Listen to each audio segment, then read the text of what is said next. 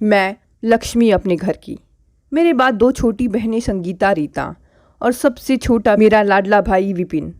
आज समय इतना आगे बढ़ गया और साथ ही साथ मेरा विपिन भी। विपिन ने घर की पूजा रखी थी जिसमें हम सब बहनें आने वाली थी। मेरे आने से पहले ही संगीता, रीता अपने अपने पतियों संग आ चुकी थी। खाना खाकर मैं थोड़ा लेटने का मन बना ही रही थी कि माई पास आकर बैठ गई। हम सब प्यार से माँ को माई ही कहते।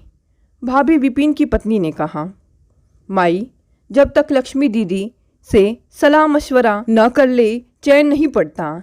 दीदी इस बार आप भी तो कितनी देर से पहुंची हैं। पता है हमारा प्लान तो आपके साथ शॉपिंग करने का था। आपकी चॉइस से साड़ियाँ खरीदते तो मज़ा भी आता। अब तो जैसा समझ में आया ले लिया। भाभी खिलखिलाते हुए कमरे से बाहर निकली तो माई धीरे से फुसफुसाई, लक्ष्मी अगर बहुत ज़्यादा थकी ना हो तो तैयार हो जा। यह सब तो सो रही हैं, तब तक ओमकार साड़ी हाउस में हो आते हैं। विपिन की गाड़ी और ड्राइवर बाहर ही खड़ा है, किसी को भनक भी नहीं पड़ेगी। कल तो पूरा दिन फंक्शन में ही बीतेगा।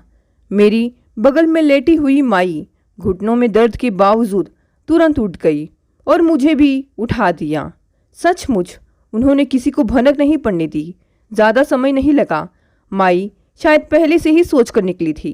कांजीवरम साड़ी संगीता के लिए और नीली पर पीली बूटी वाली चंदेरी की साड़ी रीता के लिए।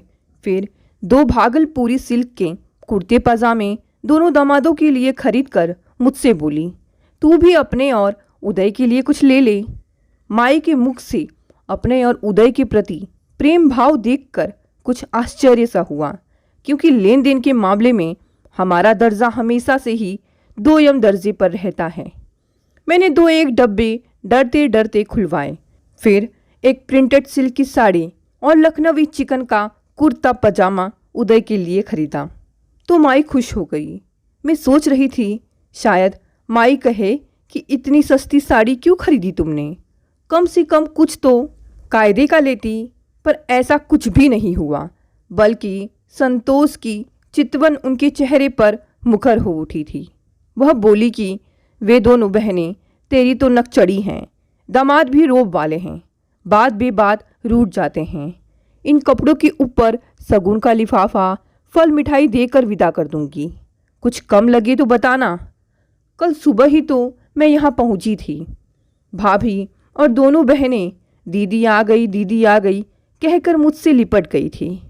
अब तो दीदी ही संभालेंगी सब, हमसे तो कुछ भी नहीं होता, भाभी और दोनों बहनों ने कहा। माई ने बुरी तरह उन्हें डपट दिया। दिन भर सफ़र करके आई है लड़की, ज़रा कमर तो सीधी कर लेने दीदी। तीनों चुपचाप उठकर वहाँ से खिसक ली तो मैंने मन ही मन माई को धन्यवाद दिया। सचमुच मैं बहुत थकी हुई थी। पूरी रात आंखों ही आंखों में काटी थी मैंने। सूटकेस में ज्वेलरी और हीरो का सेट था। जोखिम तो था ही। पति ने निकलते समय मुझे रुपयों की गड्डी थमाई तो उनसे झड़प भी हो गई थी। सूटकेस बंद करते समय मैंने पूछा था, यह क्या है? रुपए हैं, शायद सासू माँ को ज़रूरत पड़े। अब क्यों ज़रूरत पड़ेगी? विपिन अच्छा कमाता है, 3 मंजिला मकान बनाया है। पिछली बार गई थी तो बता रहा था ऊपर की दोनों मंजिलें किराए पर देगा, अच्छी आमदनी हो जाएगी। फिर भी उन्होंने मुस्कुरा कर कहा तो मैंने गड्डी सहेज कर रख ली थी। अगले दिन सुबह से ही मैंने हर काम का दायित्व अपने जिम्मे ले लिया था। मेनू, टेंट वालों से सजावट, गृह प्रवेश पर बंटने वाली मिठाई और लेन देन का जिम्मा, यहाँ तक कि संगीत संध्या पर बजने वाली सीडी का चुनाव भी मुझे ही करना था। दोनों बहनें निश्चिंत हो कर घूम रही थी। दामादों का रोब अपनी चरम सीमा पर था। भाभी को उसका नन्हा बेटा व्यस्त रखता। सारा काम निपटा कर मैं जरा सी देर को भी सुस्ताने बैठती तो विपिन का बड़ा बेटा अथर्व मेरी गोदी में बैठकर कहानी सुनने को मचलने लगता। शाम 6 बजे से ही मेहमानों की आवाजाही शुरू हो गई। मैं हंसने का उपक्रम कर तो रही थी पर मन उदास था। दोनों बहनें फंक्शन का आनंद उठा रही थी।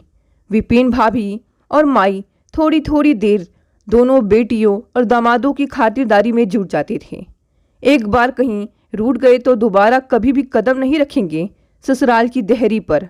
अनजाने ही उदय का चेहरा मेरी आंखों के सामने घूम गया था। घर के बड़े दामाद हैं, फिर भी अभिमान तो छू तक नहीं गया। जितने शांत उतने ही सौम्य और शालीन। सज्जनता तो कूट कूट कर भरी है।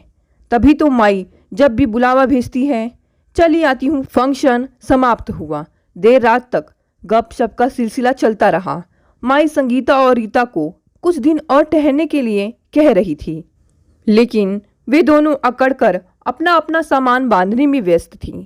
दोनों दामाद आराम कुर्सी पर बैठकर झूला झूल रहे थे। सब कुछ औपचारिक सा था। इस बीच माई ने भारी नेक के साथ साड़ियों और कुर्ते पजामे के डब्बों के साथ रीता और संगीता को थमाए तो नन्हा अथर्व मेरी साधारण सी कश्मीरी सिल्क की साड़ी देखकर उछल पड़ा। बड़ी बुआ की साड़ी गंदी है। तेरी बड़ी बुआ तो बुद्धू है, जो दे दो चुपचाप ले लेती है। विपिन ने हंसकर कहा तो मेरी आंखें नम हो आई थी। कल शाम से ही उन दोनों बहनों के प्रति माई की उदारता और मेरे और उदय के प्रति का भाव भूला नहीं था मुझे। उस पर विपिन की हंसी, ऐसा लगा जैसे जानबूझकर वह मेरी खिल्ली उड़ा रहा हो। उस भीड़ भरे माहौल से बाहर निकलकर अपने कमरे में आ तो गई, पर मन बेचैन था। विपिन के मुख से निकले शब्द बार बार मेरे कानों में गूंज रहे थे। बड़ी बुआ बुद्धू है, बुद्धू है। घबराकर मैं चहलकदमी करने लगी।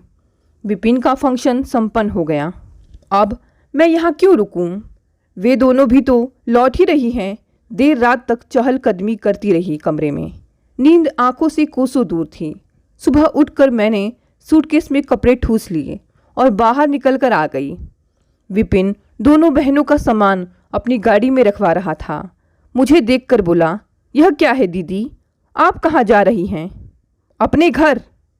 इतनी जल्दी? भाभी मेरे पास ही आकर खड़ी हो गई।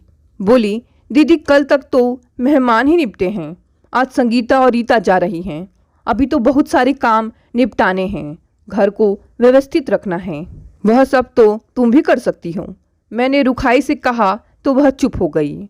अथर्व मेरी टांगों से लिपट गया और बोला, आप चली जाएंगी बुआ तो हमें कहानी कौन सुनाएगा? मैंने उसे अपनी बाहों में समेट लिया और समझाया, तुम्हारे फूफा जी को खाना कौन खिलाएगा? उनके कपड़े कौन धोएगा? तो उन्हें भी बुलवा लीजिए। उसने जिद की तो मैंने उसके गाल पर थपथपा दिया और गोद में उठा लिया। उन्हें ऑफिस भी तो जाना है। देखो मैं तो यहाँ बढ़िया बढ़िया पकवान खा रही हूँ और वहाँ तुम्हारे फूफा जी ब्रेड और दलिया खिचड़ी पर गुजारा कर रहे होंगे। पर दोनों बच्चों ने जिद पकड़ ली, जोर जोर से रोने लगे तो भाभी बोली, दीदी जीजा जी को तो आदत है, वह तो अकेले रह लेते हैं। पिछली बार जब आप माई के ऑपरेशन के समय आई थी तब भी तो 1 महीना ही रही थी। संगीता रीता के ब्याह पर भी पहले ही आई थी। मेरे दोनों बेटों की डिलीवरी पर भी आप 1 महीने तक रुकी थी। माई से तो ज़्यादा काम होता नहीं है। संगीता रीता को इतनी छुट्टी तक नहीं मिलती। इसलिए मेरी और उदय की भलमनसाहत का फ़ायदा उठाते हो तुम लोग। हम दोनों में कर्तव्य बोध की भावना कूट कूट कर भरी है, इसीलिए दुख सुख में चले आते हैं। मैंने मन ही मन कहा और सूटकेस में ताला लगा दिया। रुक जा लक्ष्मी, अब तो तेरी बहुएं भी आ गई हैं। माई ने अधिकार जताया तो मैंने मजबूरी बयान की। वे भी तो ऑफिस जाती हैं। अरे कुछ ही दिनों की तो बात है, संभाल लेंगी। माई मेरी बहुएं घर दफ्तर दोनों का कार्यभार संभाले और आपकी बहू अपने ही घर के फंक्शन के बिखराव को समेट नहीं सकती। वे दोनों भी तो आई थी, उन्हें क्यों नहीं रोका? पर कैसे रोकते और वे क्यों रुकती? अक्लमंद जो हैं तभी तो नाज नखरे सहते हैं उनके ये सब। क्या उन दोनों का कोई कर्तव्य नहीं इस घर के प्रति? मैंने विपिन के लौटने तक की भी प्रतीक्षा नहीं की। मेरे पांव उखड़ चुके थे। रिक्शा घर के बाहर ही मिल गया। हैरान खड़ी भाभी और माई को छोड़कर स्टेशन पहुंच गई थी। बिना रिजर्वेशन के 3rd क्लास में ही बैठना पड़ा। थोड़ा बहुत सहयात्रियों से हिलहुज्जत करके मैंने खुद को सीट पर व्यवस्थित किया। खिड़की से सिर टिकाकर सोने का उपक्रम करने लगी। पर जब मन परेशान हो तो नींद कोसों दूर चली जाती है।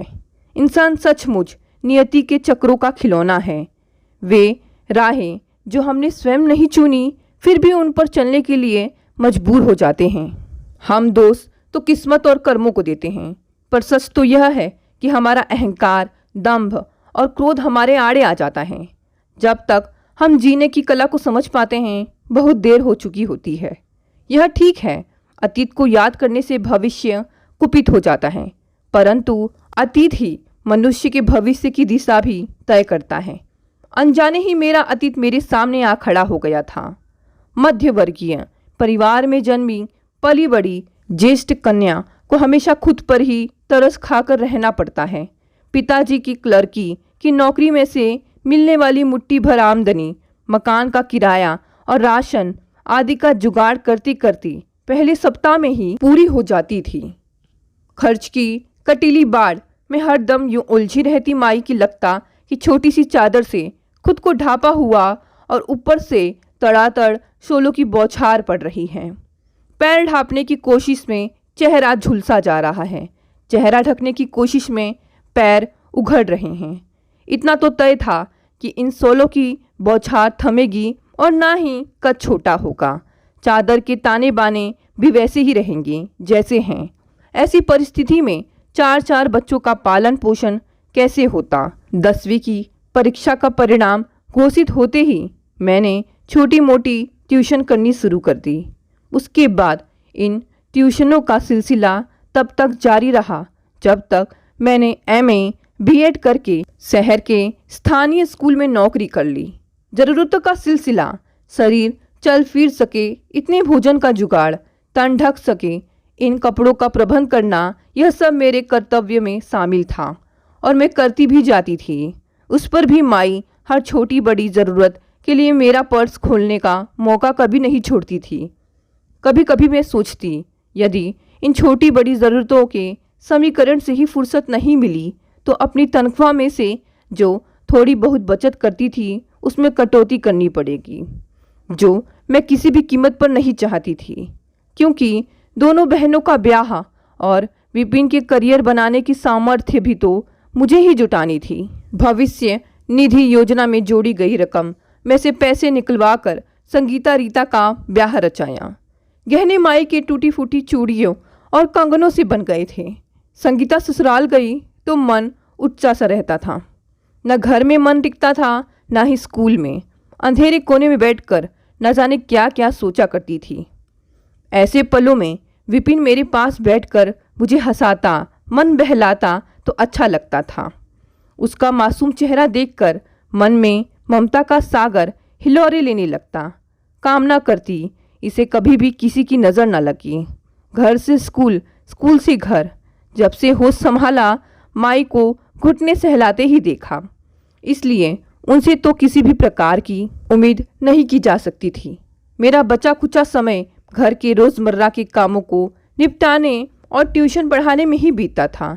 2 बरस के अंतराल में संगीता और रीता ने एक एक पुत्र रत्न को जन्म दिया। घर भर में खुशी की लहर दौड़ गई।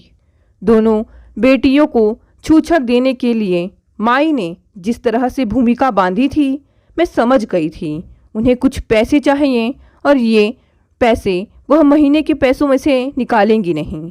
एक फिक्स डिपॉजिट तुड़वा कर मैंने माई को रकम जुटा तो दी, पर मन के कोने में से एक आवाज़ जरूर उभरी थी, काश कोई मेरे बारे में भी सोचता कभी।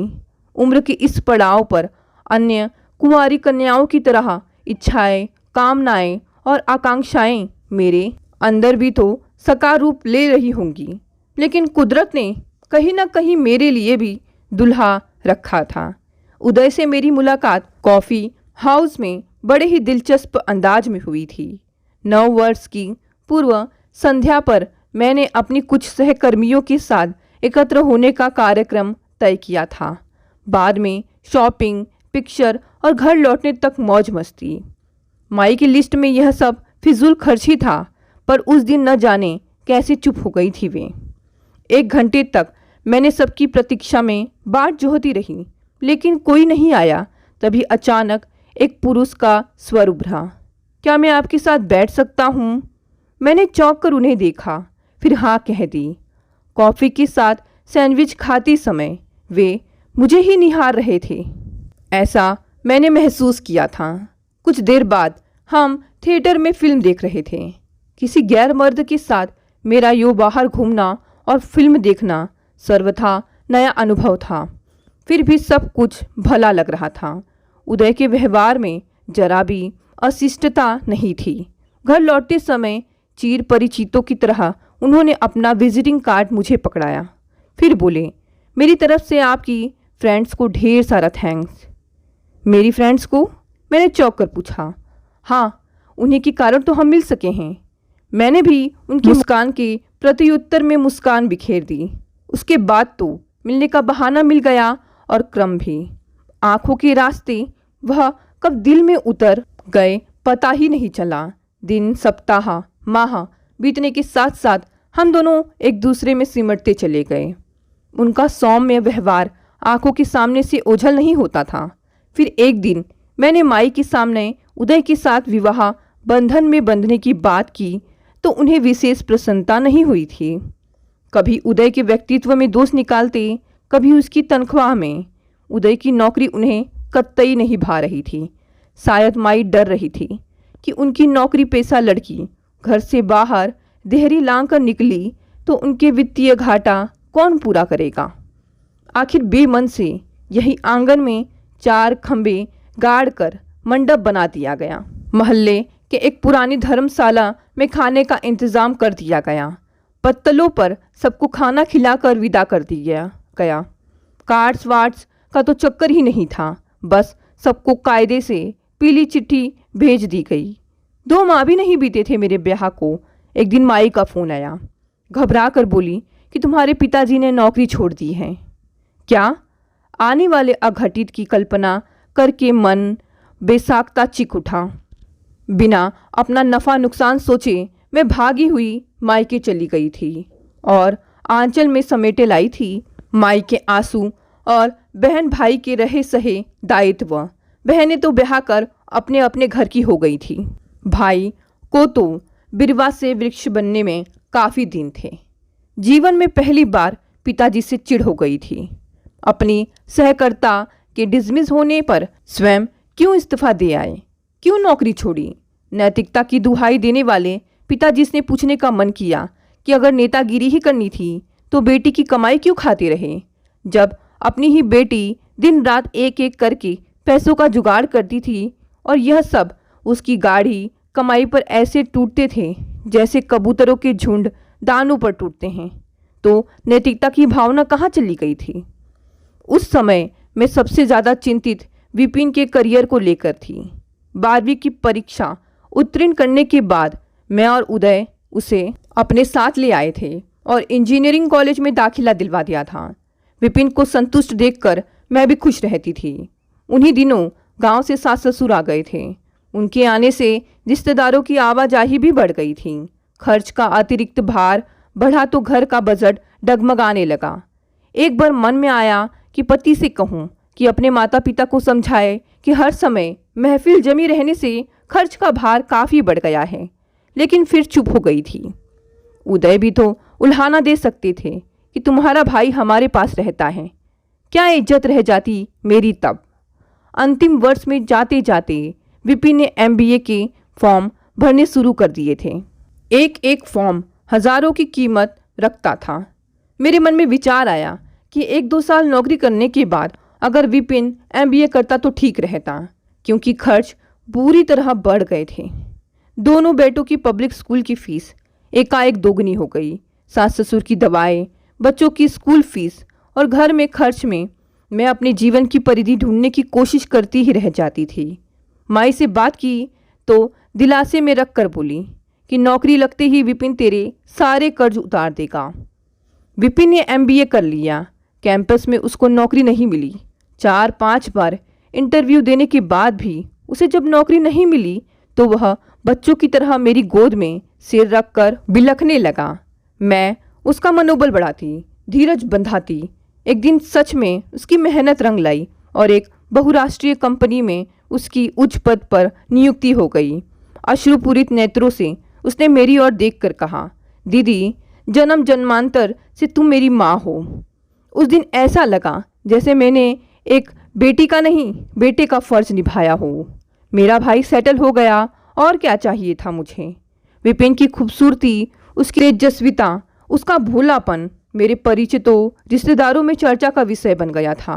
लोग रिश्ता लेकर आते तो मैं उन्हें माई का पता बता देती, लेकिन विपिन को मुझ पर ही भरोसा था, इसलिए बोला कि जब इतना किया है तो यह फर्ज भी तुम ही निभाओगी। भाभी मेरी ही पसंद थी। घराना, शिक्षा, रीति रिवाज, गुणों को अच्छी तरह परख कर ही मैंने हामी भरी थी, जिसे खुलकर सबने स्वीकार किया था। सगुन हुआ, फलदान हुआ। उदय, जिन्होंने मेरे भाई के लिए पिता से भी बढ़कर फर्ज निभाया था, फलदान में यो उपेक्षित हुए जैसे उनका होना ना होना बराबर माने रखता हूँ। माई ने तब मेरे साथ सलाह मशवरा करके संगीता और रीता को बढ़िया सा नेक साड़ी और दामादों को चैन दी थी। उदय का तो सगुन देना भी भूल गई थी। डरी सहमी माई बार बार यही दोहराती जाती कि दोनों दामाद ऊंची नाक रखते हैं, कुछ कमी बेसी रह गई तो बेटियों को सुनना पड़ेगा। उस समय भी मन में एक सी उठी थी, क्या मैं माई की बेटी नहीं या उदय दामाद नहीं? फिर क्यों नकारा जाता है हमें? फिर खुद ही दिलासा दिया था मन को, विपिन ने अभी तक कमाया ही कितना है, पिताजी तो बेरोजगार हैं, थोड़ी आर्थिक स्थिति सुधरेगी तो सब ठीक हो जाएगा। विचारों के बियाबान से निकलकर मैं वर्तमान में लौट आई। गाड़ी झटके से रुकी और मैं अपनी सूटकेस लेकर नीचे उतर गई। स्टेशन पर किसी के आने का प्रश्न ही नहीं उठता था, क्योंकि मैंने अपने आने की सूचना तो किसी को भी नहीं दी थी। मुझे यूँ अचानक आया देखकर उदय हैरान रह गए थे। यह क्या, ना ही कोई फ़ोन और ना ही कोई सूचना, अचानक ही कैसे चली आई? मैंने उनकी बाहों में सिमट कर बिलक बिलक कर रो दी। उदय समझ नहीं पा रहे थे कि यह बिन बादल बरसात कैसे हो रही है। क्या बात है, किसी से कुछ खटपट हो गई? कोई मनमुटाव, झगड़ा? हाँ हाँ, मैं ही तो हूँ झगड़ालू, मुझे तो किसी से भी निभाना ही नहीं आता। उदय ने मेरी दुखती रग पर हाथ रख दिया था। मेरा व्यवहार अचानक ही आक्रामक और असहिष्णु हो उठा था। बेइज्जती की भी हद होती है, एक तो काम करो, दूसरे इन शब्दों की मार। मैं लगभग चीखने लगी। इनके शब्द तीर की तरह मेरे कलेजे में। हाँ हाँ, मैं तो हूँ ही सीधी साधी बुद्धू, तभी तो चल पड़ती हूँ सबका दुख सुख बांटने। माई का व्यवहार तो हमेशा से ही शुष्क था, अब विपिन भी वैसा ही हो गया है। मैं सूटकेस में से वह साड़ी और चिकन का कुर्ता पजामा ले आई थी और जो कुछ वहाँ मेरे मायके में हुआ था वह सब कुछ उदय को बता दिया। उत्तेजना में मुझे यह भी याद नहीं रहा था कि उदय उस घर के दामाद हैं। यदि तानों उल्हानों से बीनने लगे मुझे तब क्या होगा, या फिर बहुओं के सामने ही नीचा दिखाने लगे तब? लेकिन ऐसा कुछ भी नहीं हुआ। मेरे आवेश पर ठंडे पानी का छींटा मारते हुए हंस पड़े और बोले, यह तो सोचो उन सब को तुम पर कितना विश्वास है, तुम पर अपना अधिकार समझते हैं, तभी तो अपना हर दायित्व तुम्हें सौंप देते हैं। नौकर समझते हैं मुझे? मैं फुफकारते हुए बोली, नहीं, अधिकार भावना के तहत कहते हैं तुम्हें। विपिन की पत्नी तो पराये घर की है, वर्चस्व जमा सकती है घर पर, इतना तो कह सकती है तुम्हारा हस्तक्षेप उसे पसंद नहीं, पर उसने तो भी कभी नहीं कहा। उदय ने लाख समझाने की कोशिश की, मगर मैं नहीं पिघली। अब मैं किसी भी प्रकार की सकारात्मक प्रतिक्रिया सुनने की मनोस्थिति में नहीं थी। मेरे तेवर यथावत बने रहे। मेरे भड़के विकराल रूप के सामने उदय की एक न चली। वह चुपचाप कमरा छोड़कर चले गए। मैं एकदम निस्तब्ध हो गई। सारी चेतना जड़ हो गई थी मेरी। इस बात को कई महीने बीत गए। मैंने एक बार भी मायके फ़ोन नहीं किया, ना ही हाल चाल पूछा। विपिन कभी फ़ोन करता भी तो मैं साफ टाल जाती। मैं समझ नहीं पा रही थी कि संपूर्ण दायित्व मेरे हिस्से में ही क्यों आते हैं। मान सम्मान की अधिकारिणी वह ही क्यों बनती है हमेशा, मुझे क्यों नकारा जाता है। इन चक्करों में मैंने अपने घर परिवार और बच्चों की कितनी अवहेलना की है, यह मैं ही जानती हूँ। जब तक आर्थिक विपन्नता थी तब तक तो ठीक था, पर अब बेटियों से पक्षपात क्यों। रक्षाबंधन का पर्व आया। दोनों बहुओं को सगुन की थाली उपहार देकर उन्हें विदा किया और स्वयं खिड़की से लगी कुर्सी पर आ बैठ गई। चारों ओर सुनसान बियाबान की अनुभूति थी। सड़कों पर रेंगते वाहनों के स्वर स्पष्ट सुनाई दे रहे थे। झील के पार बनती इमारतें आंखों के सामने थी, लेकिन विजन की अनुभूति, अकेलेपन का एहसास बराबर बना हुआ था। बार बार ध्यान दरवाजे की घंटी की तरफ चला जाता। कान फोन की घंटी का स्वर सुनने को बेताब हो उठते थे। शायद विपिन का फोन हो, लेकिन मात्र भ्रम था। मेरा मन का चोर फुसफुसाया, करती रहो भाई भावज की प्रतीक्षा, तुम्ही ने तो रिश्ता तोड़ा है, उसने तो नहीं। उदय ने एक दो बार फ़ोन मिलाने की कोशिश भी की, पर मैंने साफ मना कर दिया था। मन अड़ियल तुरंग की तरह पिछले पैरों पर खड़ा हो गया था। जहाँ मान सम्मान नहीं, तिरस्कार, अनादर मिले, वहाँ रिश्ता रखना ही क्यों? विचारों के चक्रवात में उलझी रही मैं। घबराहट सी होने लगी। पुराना ब्लड प्रेशर सिर पर चढ़कर परेशान कर रहा था। मस्तिष्क की सिराओं में तनाव सा महसूस होने लगा। पूरा कमरा घूमता सा दिखाई देने लगा। हाथ पाँव में कंपन सा महसूस हुआ और मैं गिर पड़ी। आँख खुली तो मैं अस्पताल में थी। सिर पर पट्टी बंधी हुई थी। आँख खोलने की कोशिश करती भी तो आँखें मूंदने लगती। फिर भी धुंधलके में उदय और बच्चों का चेहरा स्पष्ट देख पा रही थी। सिर पर भारी चोट लगने की वजह से मेरा बहुत खून बह गया था। कई बोतलें खून की चढ़ी, तब कहीं मेरी जान बच पाई थी। उदय और बच्चों को धन्यवाद दिया तो उदय की आंखें नम हो गई थी। मेरे कांपते हाथों को अपनी हथेलियों में दबाकर बोले, धन्यवाद के अधिकार हम नहीं और कोई और है। कौन? कहते कहते मेरी सांसें तेज हो गई और छाती जोर जोर से धड़कने लगी। विपिन तुमसे राखी बंधवाने घर आया था, अपनी पत्नी और नन्हे बेटों के साथ। तुम कब से फर्श पर पड़ी गिरी थी। काफ़ी खून बह चुका था। उसी ने तुम्हें अस्पताल में भर्ती कराया और हमें इस दुर्घटना की सूचना दी। यदि उस समय विपिन तुम्हें अस्पताल नहीं ले गया होता और अपना खून देकर तुम्हारी जान नहीं बचाई होती तो अनर्थ हो जाता। विपिन ने अपना खून दिया? हाँ, अस्पताल में तुम्हारे ब्लड ग्रुप का खून उपलब्ध नहीं था उस समय, कहकर उदय चुप हो गए। दूसरे वार्ड में हैं, मिलना चाहोगी? हाँ। मेरे हामी भरते ही उदय मुझे अपने साथ विपिन के पास ले गए। भाभी वहाँ पति के पास बैठी थी। मुझे देखते ही बोली, दीदी आप अपने भीतर इतना कुछ छुपाए रखी। आप अपने भीतर इतना कुछ छुपाए रहीं। आप किन किन कठिनाइयों से गुजरी, कैसे कैसे उतार चढ़ाव बर्दाश्त किए, क्या क्या समीकरण बनाए, हमें आभास भी नहीं होने दिया। आपके प्यार, बलिदान, ममता की तो मिसाल देते हैं लोग। लक्ष्मी दीदी, जिस प्यार और अपनेपन से आप हम सबके साथ व्यवहार करती हैं, वह हर किसी के बस का नहीं। आप तो हम सबके दिलों पर राज करती हैं। विपिन का उखड़ता स्वर उभरा। उसी वक्त द्वेष और गुस्से का खरपतवार जलकर राख हो गया था। जाने किस सुख के प्रलोभन की चाहत में मैं भाई से अलग हुई थी। मन के भीतर से पुरजोर स्वर उभरा। जैसे सांझ होने पर छांव पेड़ से लिपट जाते हैं, उसी तरह तुम भी भाई को गले से लगा लो। जब तक मैं कुछ कहती, विपिन ने आगे बढ़कर मेरे चरण स्पर्श किए तो मैंने उसे गले से लगा लिया। मुंह से निकल गया, जुग जुग जियो, फूलो फलो, मेरी उम्र भी तुम्हें लग जाए। दोस्तों, ये कहानी यहीं समाप्त हो गई। अगर कहानी पसंद आई तो इसे लाइक और शेयर करें, और अगर आप नए हैं तो प्लीज़ इस चैनल को सब्सक्राइब कर लें। धन्यवाद दोस्तों, मिलते हैं अगली नई कहानी से।